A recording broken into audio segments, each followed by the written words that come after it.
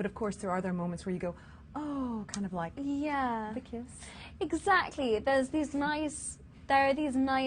a few nice pauses that you get in it because the pace is pretty relentless. I mean, it's from the minute you sit down right through until the end, you really barely have time to catch your breath. But the kiss with Ron and Hermione is just this wonderful break in all the chaos and the fear and sadness and, you know, all of that going on.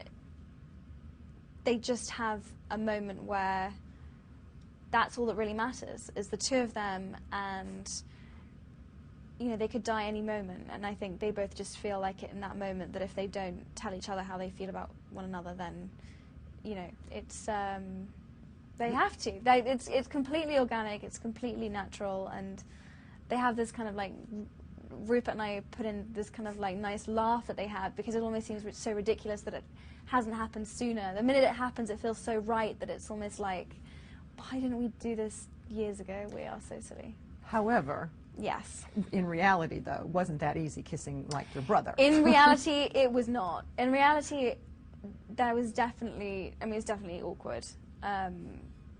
Rupert, you know, yeah, he's been like a brother to me. We've grown up together. We have so much history.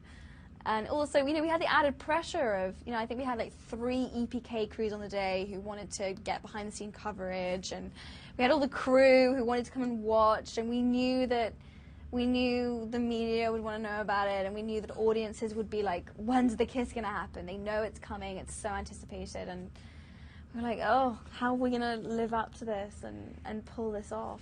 He still blushes. I mean, when I asked about it, he just turned so red in his little cheeks. Oh, that's so sweet. No, he's, you know, Rupert isn't, he's shy. He can be shy. And he doesn't say much. So I think there was that added thing for me, which is that I just didn't know what he was thinking. With Dan, you always know what he's thinking. But with Rupert, not so much. So, yeah.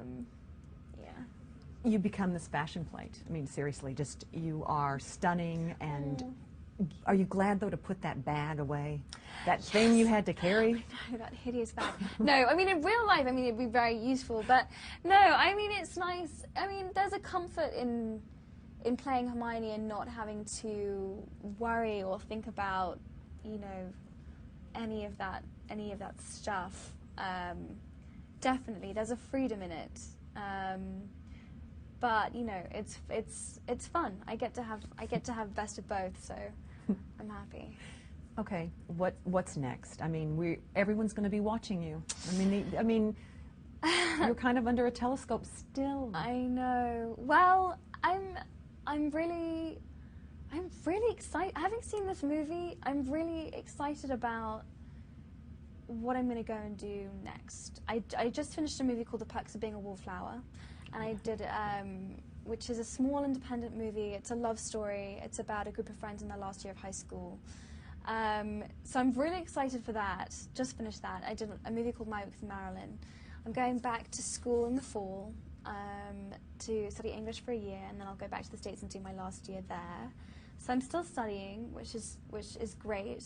And then I'm just reading like crazy. I just desperately want to find the next thing that really feels true to me, and that it's just, I'm so inspired by this film and how great, I feel so good about it that I'm really excited to go and put everything that I've learned into practice, into something else, hopefully that's great.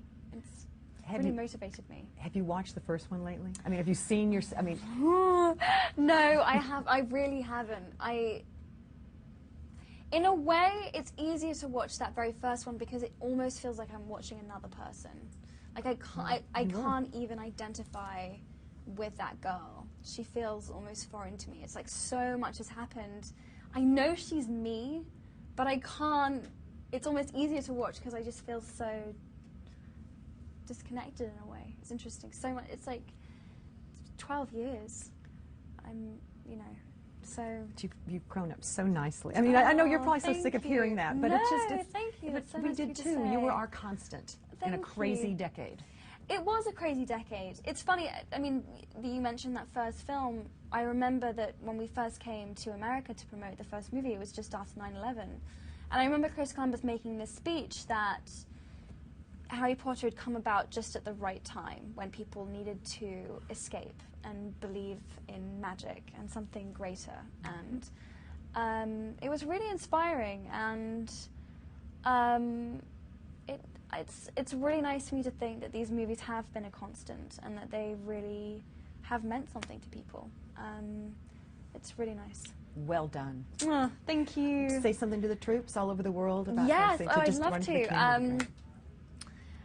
Oh gosh, what can I say? You guys are amazing. I am so happy that I'm so proud that this movie that I'm in is being sent to you, and I really hope that you enjoy the final chapter of our series. And this, I'm really proud of the work, and it's fun. It's a roller coaster ride, and I just hope you enjoy it wherever you are.